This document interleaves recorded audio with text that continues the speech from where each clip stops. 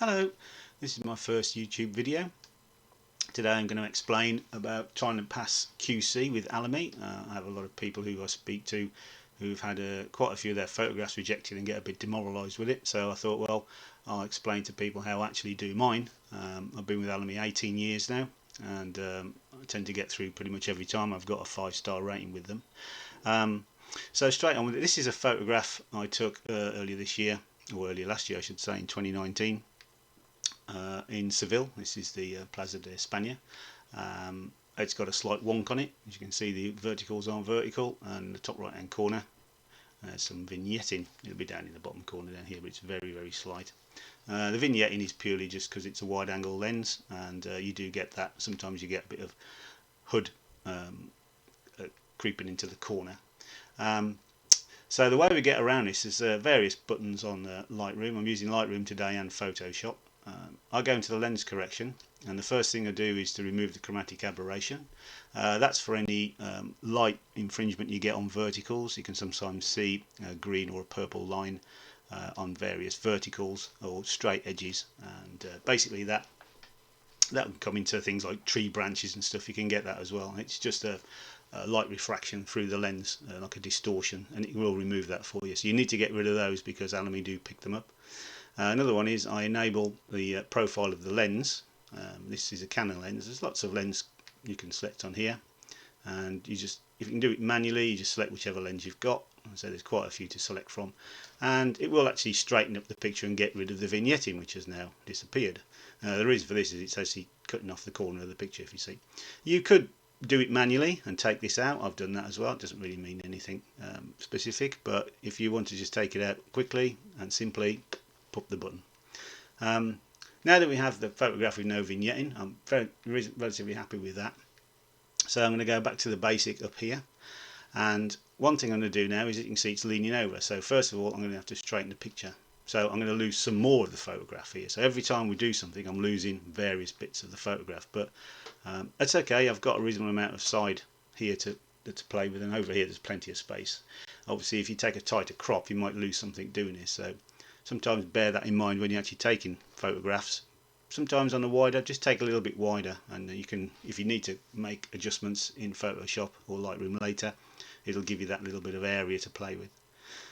So here you can see that I'm now going to straighten up the photograph. I'm going to pick a vertical somewhere like here, this flag, and also this tower over the side.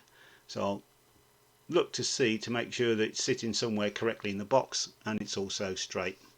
Once done that, you hit done. As you can see now it's looking more straight. This antenna over the side here is actually leaning over anyway, but that's not a problem.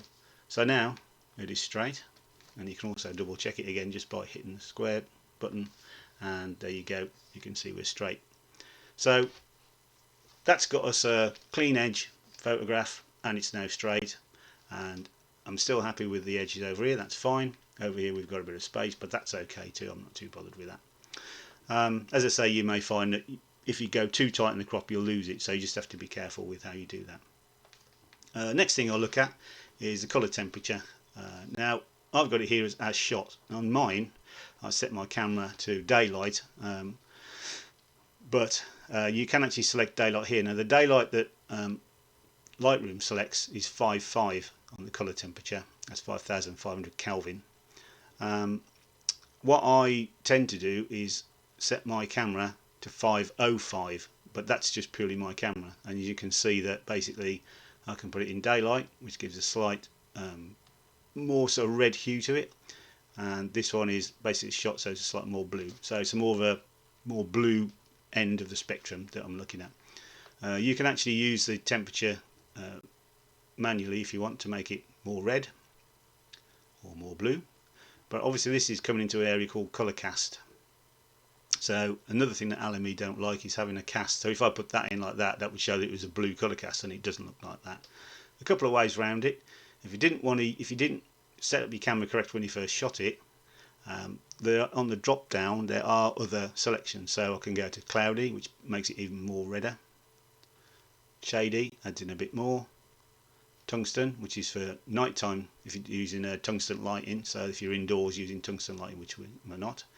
Same with indoors, fluorescent lighting, that's the old style of fluorescent tubes that they used to have. Flash gun, if you have a flash gun on, you can see that's gone to 5.5, which is putting it as a daylight. And then custom, you can dial your own stuff in if you want to. I'll go back to our shot. One thing you got here is an eyedropper, which you can use. Just select the eyedropper, and I usually pick something white. If there's clouds in the sky, which there isn't on this one, you can pick that. Something light, like white, like there, and that's telling me it's 5.8. I'm not happy with that, so I can reselect it. Another standard grey around here, which is like a mid-tone, they'll call it. So that's 5.1. So that's not far off what my original setting was for the camera. I'm going to go with that shot. I quite like that. It's not too bad as I remembered it. That's how you must look at things, is how you remember it. So once I'm happy with that, the next thing to do is we're going to be looking at our levels up here. You can see that there's quite a lot of data. The height of the graph over on the right hand side in the histogram tells me how many pixels are actually at that point within the spectrum from 0 to 255. Another thing that Alamy like, if you have a look at their contributor notes, which I'm going to put a link up to after the video, they like it to be, well, it has to be between 0, so that's the bottom end, and straight to 255, which is the black. So 0 is white and this is the black end. And the way we do this is we've got sliders here, and you can move the sliders and you'll see that the picture changes as I move the slider on the blacks. What you do is you hit the Alt key on your keypad, move the slider, and you'll see that it goes white. If I move it further off, you'll see basically what's happening now is I'm bringing everything down to the black, so I'm making the black stand out more. What you're doing now is actually clipping the data. As you'll see now, the graph goes right up at the far right hand side. So I've now clipped all the data, which means it's not there. There is no information in that data. So I'm going to pull it back, and if you look, there's a triangle up the top, up here, the white one. It's going different colour till it just goes off. And if I click the slider again, you'll see that in this right hand corner here, this bit here in the dark is where it's actually still showing a bit black. But that's okay, because that is a shady part area. It's in a dark area, so I'd expect that to be black. There'll be no data within that area. The next thing we're going to do is do the whites, and I'm going to do the same again and move the slider. Let's just see if we can go back out. There we go. I'm going to move the slider up to the right hand side. You can see now that basically on the right hand part of the histogram up here there's a bit of a gap, so I need to pull that in so that the little triangle at the top right hand corner here illuminates, and then you'll see also, you can see the little white dots appearing. That's the amount of loss of data within the photograph. If I keep going, it works exactly the same as it did with the blacks. I'm now clipping all the whites, so there's no data. So if I pull it out, you'll see now everywhere's bleached out. Not acceptable. So we're going to bring that back and leave it about there. Let me just have a quick check, see what it looks like. So I've got a few speckles, but I'm now fully up to the end of the graph. So now I'm pretty much 0 to 255 on the levels. Some people call it stretching. It's called levels in photography, and all it does is basically mean that the data from this end of the graph to that end of the graph, there's pixels for every piece of data that's required there, or data for every pixel I should say. The next thing to look at is basically just look at the photograph and see what it looks like. It looks fine. I'm happy with stuff. It's a little bit hot, as they call, sort of slightly overexposed in these areas. I mean, it's not too bad. It's correct on the histogram, so that's fine. So the next thing I'll look at is the tone curve. Now with this you can pull the whole photograph in the middle of the histogram here. It won't change the ends 0 to 255, but what it will do is change the amount of data, the pixel data here. It will change that, so you'll see it can highlight it and it will bring it all back down to that dark. So I'm changing the overall bit in the center of the graph. You can change the darks down here, and you can change the lights up here. As you can see, it has a massive effect on it. So I start off with just a linear, and then I just usually pick one point. That's way too bright now. As you can see, everything's starting to bleach out. So I'm going to bring that back and just bring it down very, very slightly. These are all slight movements, nothing major like this, just very, very slight movements. And because the exposure I took to start off with wasn't that far out, apart from these are probably slightly a bit hot, but I think that'll be fine. I'm more than happy with where it's actually sitting at the moment. If you go too dark, you see the shadows start to lose their data. The detail down here starts to get too dark, and I don't want that. I'm more than happy with where it is. So correct exposure in the start off is actually, when you take the photograph, is really what you need to be doing. The next thing is a detail. All this other stuff, split toning and colours things, I don't mess with that at all. What we have here is sharpening and noise. These are two important ones as well. If I go up here into the sky, you'll see, I don't know if you can see that or not, but there's very, very faint noise marks in there from the colour, and also just from general noise from taking the photograph off the sensor. So what I'm going to do first is do the sharpening. So we come over here onto the left hand side, and under presets, sharpening, there's none, light, medium and heavy. I always pretty much go with medium, and all that happens is these sliders over here just change very slightly. If I take that out, you see the top one just moves a very, very slight amount. And Alamy are quite picky on sharpening. You don't over sharpen their photographs, they can tell straight away. But what I do is use the masking. Now this is a very, very good slider. Push the Alt key again, and when you touch the slider you'll see that the picture goes white. And at the moment I've applied sharpening to all of the photograph, so everything within this photograph, the sky, everything has got sharpening on it, and that includes the noise in the blue sky. Any noise is also sharpened, which we don't really want to do that. So what we do is hit that, and if you move the slider you'll see that the noise in the middle is sharp. Look, you see how in the middle, and all those little blobs of dirt and noise, blobs of dirt and water and stuff that's got on the lens that I haven't cleaned off before I took the photograph. We'll be cleaning them off anyway soon. They're all showing up. So what I'm going to do is move the slider until almost the noise has gone out of the sky. But look at the edges of the building. So here, I can't show you at the same time, but here along these edges you'll see now that they're sharp. You can move it as far along as you like and it gets really clean and really, I think that overdoes it a bit. I always like a little bit of noise, because otherwise you don't overdo it. If you zoom in, you can see that things are still sharp. Nothing has any what they call like a glow to the edge where it's over sharpened. That's how they can tell. If you over sharpen things, it glows. The edges glow. One other thing to do is noise reduction. Again, you can do the Alt key, and if you move the noise reduction slider, you can see it goes black and white. To be honest, I never really noticed what that does going black and white. So what I tend to do is, over here there's a box you can move about, so you can either just pick that square, hit in the middle, and you can see now that there's blue, and you can maybe just about see the blue noise there. If I zoom in, you also see. So I have a bit of a noisy sky.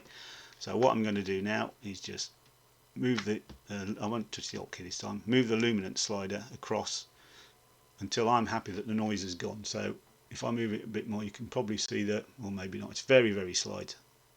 The sensor in my camera is pretty good, so it's not too bad. And I always move the contrast to middle. It doesn't appear to do a great deal as far as I can see, but for me I always put it to the middle. And I just check for noise in the sky, and also another place is in the shadows where they pick them up, which I can't really see there's any noise down there at the moment, so we're fine with that. So I'm happy with that.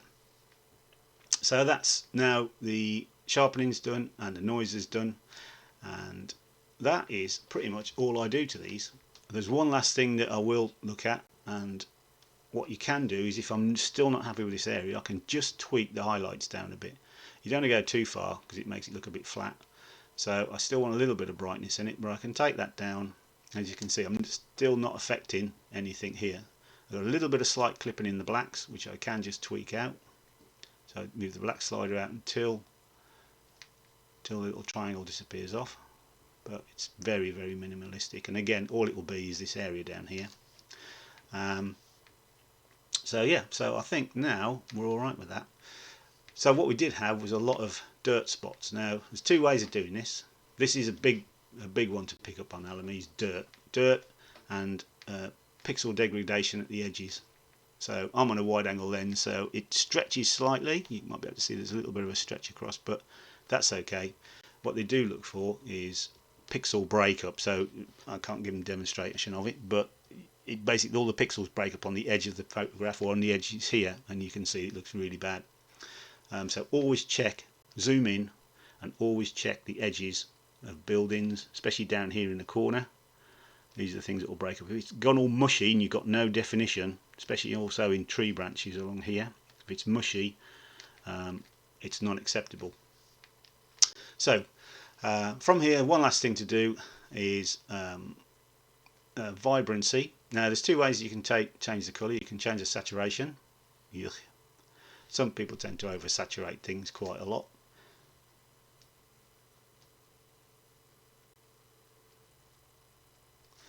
So basically I don't put too much colour saturation on it. So some people do tend to oversaturate photographs. So one is a good slider is vibrancy. You can just bring it in. I don't want to go too much because obviously if you look at the top, the sky is now gone turquoise. It didn't look like that when I took the photograph.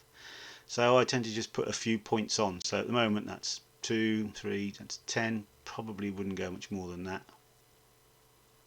You say if you oversaturate things, it just looks ridiculous and doesn't look natural. Another good slider here, which I don't really need at the moment, is the dehaze one. It's quite a good one. It can really sort of, it almost changes the whole contrast of the photograph without overdoing it too much.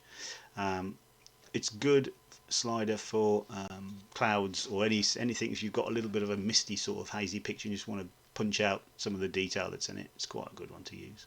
We won't go into that at the moment. The other two, texture and clarify, I don't use at all.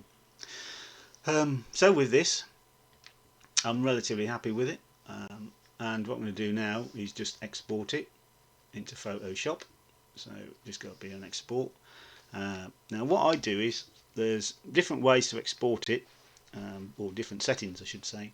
So Alamy, you submit them as JPEGs in Adobe 1998, which is a colour profile. So I have here different settings. One is my Alamy setting. I've got DNG, digital negative, JPEG, which Alamy do like. That's how you're supposed to supply them to them.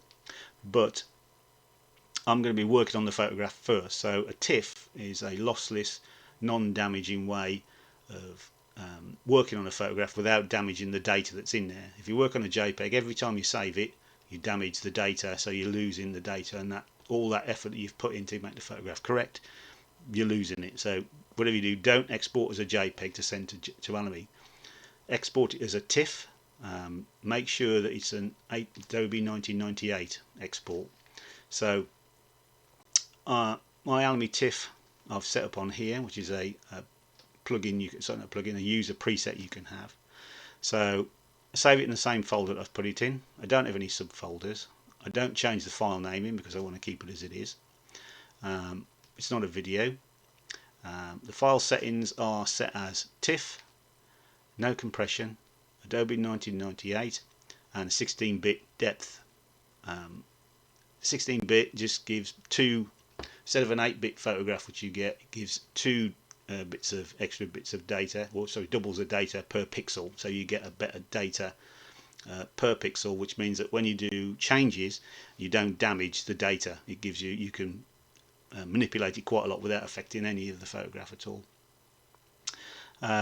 Imaging sizing I don't change, sharpening I don't do, and the final one that I do is to export it to Photoshop. If I just come out with that and go right to the bottom, these are all presets, so metadata, I'll leave my metadata in, and down at the bottom will be export, as and come up. Anyway, it exports to my external program, which is Photoshop. So if I export, it'll go straight out. Top right hand corner up here explains to you basically when it's done, so it's done really quick. So some things to look out for when we're into Photoshop is down in the bottom left hand corner is your file size. You'll see that this says it's 95.6 meg. That's the size that this photograph is open, and it's at on the mode 16 bits per channel. When you export it to or save it as a JPEG for Alamy, it has to be 8-bit. So we do 8-bit, and you'll see that the picture size now changes to 47. So it's gone to 47. So it's half now of the size that it was when it was 16-bit. But to work on 16 bits per channel. So, as I said, I'm happy with the photograph as it was when it came out. But what I want to do is just check some adjustments on here. So first of all, I'm going to go to adjustments and check levels. As you can see now, my levels go from 0 to 255. Now in Photoshop, it's back to front. In Lightroom, if we go back here, you'll see that 255 is down here where the blacks are, and 0 is up here. In Photoshop, it's the other way around. Just as a point, it doesn't actually mean anything, it's just the way it comes up. So this is the mid-tone slider, so you can make things go ugh. Let's move that back to 1. So you can basically you can make things in the mid-tones all change, or you can change the blacks again, sorry, the whites or the blacks. As you can see, you can make things brighter and darker. But because we've already done this in Lightroom, we don't need to be touching this. Just check to make sure that you've got 0 to 255, because Alamy do check that. So that's okay. What we are going to do now is to clean the photograph. As I said to you before, there's some very, very dirty marks, and as you can see here. So what we do is we zoom in to 100%, and down in the bottom left hand corner here it tells me my percentage of zoom. 100% is how your eyes view the photograph. If it was on a wall, you would view it at 100%. So there is 100% down there. So this is how you would view it. As you can see, this is quite a dirty photograph. Dots all over the place. So the way we clean it up. In Photoshop, there's various ways of doing it. This is one of the best ones. It's a spot healing brush, which is very, very good. Another way, if you want to clone out things, you can clone stuff out. So if I wanted to clone out the top of the top of that, I'll pick a pixel to the left hand side. So I hit the Alt key, just click down on the mouse or your pen if you're using one, let go, and now what it does is it copies what it was, these pixels to the left over the top. So if I wanted to take that out, I could do that. So that takes it out. Obviously all the colours is different, so it doesn't look right, so we're not going to have that obviously, but if you did want to clone stuff out, you could do. But what we're going to do with this is we're going to just take out these spots, but not using the clone. We're going to use the healing brush. The healing brush is a fantastic tool. It's one of the best tools that Photoshop does. So all you got to do with this is just go around them, find the dots, and if there's anything bigger that you're not happy with, you can make it larger. And then just go around in a big circle and wait for your computer to do its thing, and it's all gone. And down here, then if you, with everything as you think it's okay, you can then zoom or scroll to the next bit. I tend to pull it across very slowly, and then what you can do is you spot other ones that are around. When they're close to the, an object like this is in the photo, what I tend to do then is to zoom in. So I'll just zoom into that point. As you can see now that my target brush is bigger than the spot, obviously, but it's so big that it's now encroaching on the actual part of the photograph I don't want to clone out. So basically I can come down to here and I can just do it very, very gently around the edge of that, and you'll see that it disappears, and then I can go along the edge there, and what it does is it's basically just overwriting the pixels with the same colour that's in that bit part of the data, and then it's gone. So if I then zoom back out to 100%, that's 400% I've zoomed into there, but that's only just an arbitrary thing for me. So if I go back into 100%, you'll see now that around that area it's all cleaned up relatively good. So let's continue on. So what we do is get to the top, and then we just scroll along until we find the next bunch of circles that are not right. I'm making the target larger and smaller by using the square brackets key on the keyboard, so you can resize it. It's like a shortcut quick key. and then you just go around these, double checking everything. Anything I see that looks a bit iffy, I just do. And doesn't matter if you just go over that like that, no problem at all, it just disappears. If you go over an object that's already got something there, it will clone it out for you. So just be careful of that one. If you don't want to lose what's on there, then just be careful where you're going around. Just make your target a bit smaller.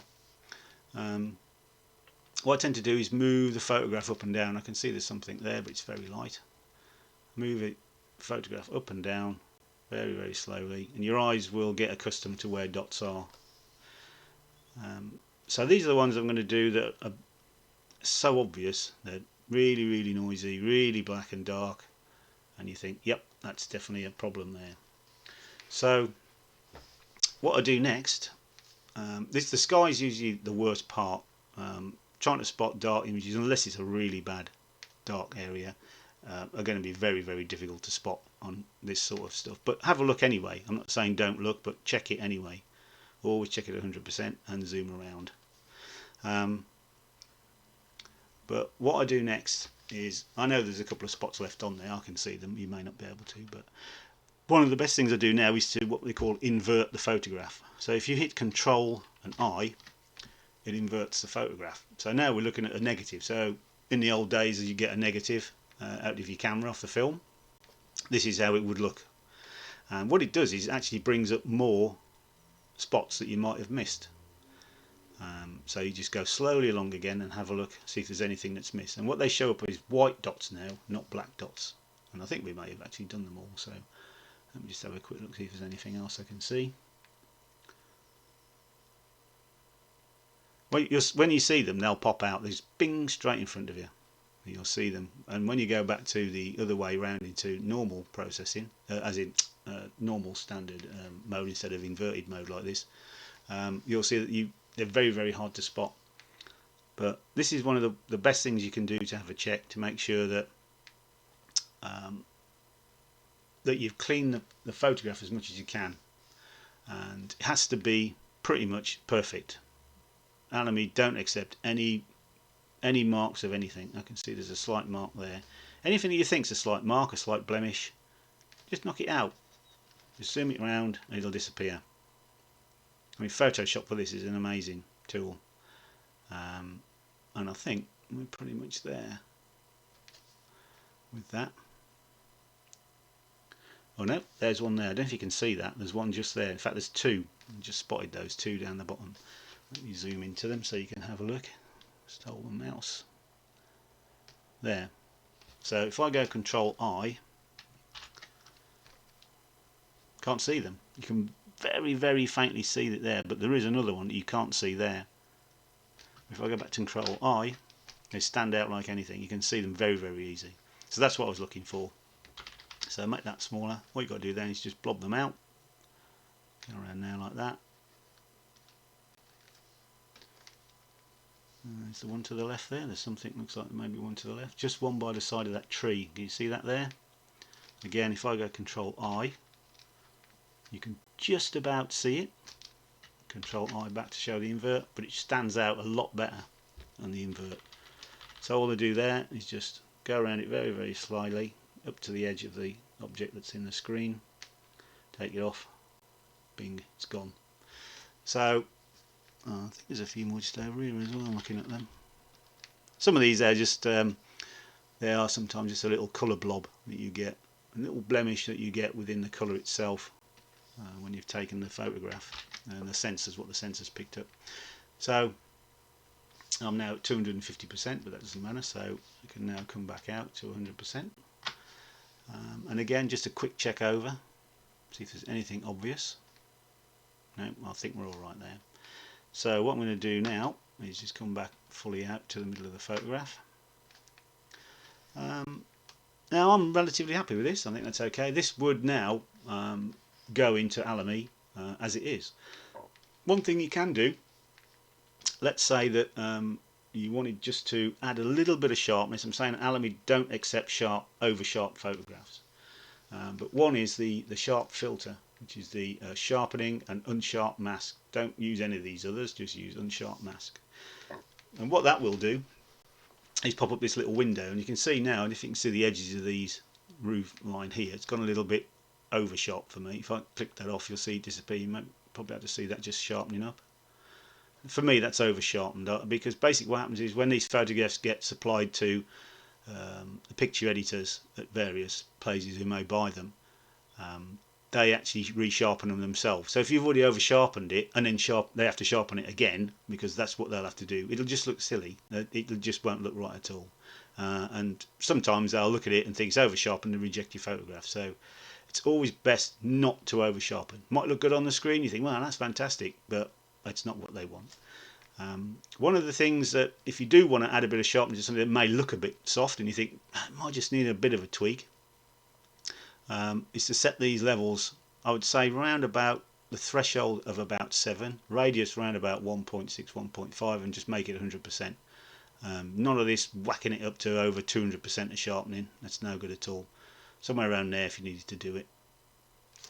And then just click the preview on and off and just see if it's different. I'm not happy with that sharpening. I'm happy with how it was sharp before. I don't think it needs any of that extra sharpening, so I'm going to cancel that out. So for me, that's fine. I wouldn't. That would go in as it is now.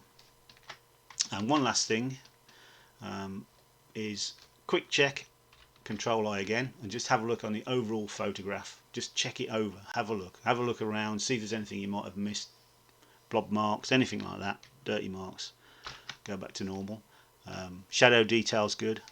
There is no colour cast. It looks as though when it was taken, that's how I remember it being taken. It wasn't over pink, it wasn't over blue, it was like that. That's exactly how it should look. More just natural. Do it natural, don't over sharp, don't over colour correct for everything. One last thing to do is to change the mode back to 8-bit. So we go back down to 47 meg down in the corner, and also I'm now going to save it. So we save as. I'm going to call this, I don't know, what should we call it? Seville.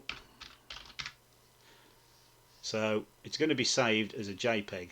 So come down to JPEG. One thing is, if you forget to change from 8-bit to 16-bit, when you go to JPEG doesn't appear, because the JPEG, I think the JPEG 2000 comes up, but most JPEGs are 8-bit, not 16, so you don't tend to get JPEG come up. And you definitely have lost a lot of these. It'll be crunched down. You go, oh, why is that missing? And then you'll suddenly realise you haven't put it into 8-bit. So that's one you might be able to spot. The other thing is, the ICC you can see here is Adobe 1998. That's exactly what they want. So the price, the colour profile is 1998 Adobe. That's what it should be. And then just hit save.